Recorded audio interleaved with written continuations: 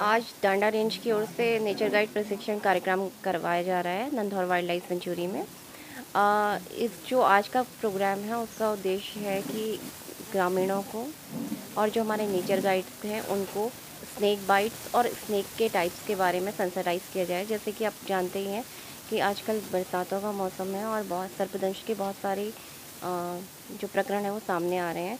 तो लोगों को यही बताया जा रहा है कि किस प्रकार से सर्पदंश से पहले तो बचाव हो कि हमें सर्पदंशी ना हो, और अगर इस स्थिति में आ जाएं तो किस प्रकार से उसे सर्पदंश का उपचार किया जाता है। इस क्रम में हमने आज डॉक्टर तिवारी को भी बुलाया था जो सीनियर यहाँ पे डॉक्टर हैं, और अभी चंद्रसेन कश्यप जी को बुलाया है जो कि बताएंगे कि सर्प का रेस्क्यू इत्यादि कैसे किया जाता है। और ये जानकारी हमारे ग्रामीणों के साथ साथ हमारे जो गाइड्स हैं उनके लिए भी बहुत महत्वपूर्ण है, क्योंकि सर्प तो ऐसी वैरायटी है जीव की जो कहीं भी पाई जाती है, घर घर या जंगल सभी जगह पाई जाती है।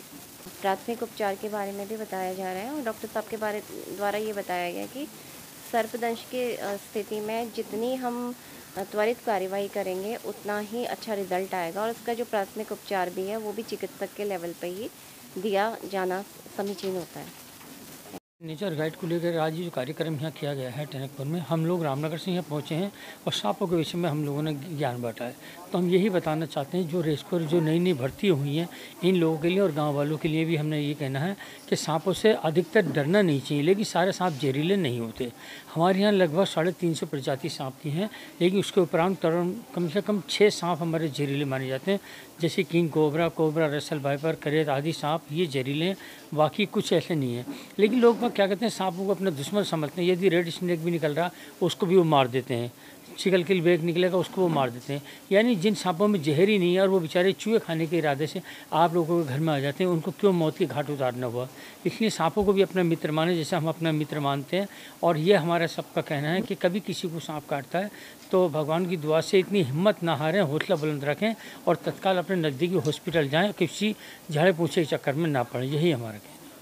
आज वन विभाग डांडा रेंज द्वारा यहाँ पे प्रशिक्षण दिया गया और जिसके लिए स्नेक के बारे में सभी को जानकारी दी गई कि किस प्रकार से स्नेक काटे तो क्या उपचार, प्राथमिक उपचार करने चाहिए। तो इसके बारे में सभी को बताया गया और किस तरीके से अचानक अगर स्नेक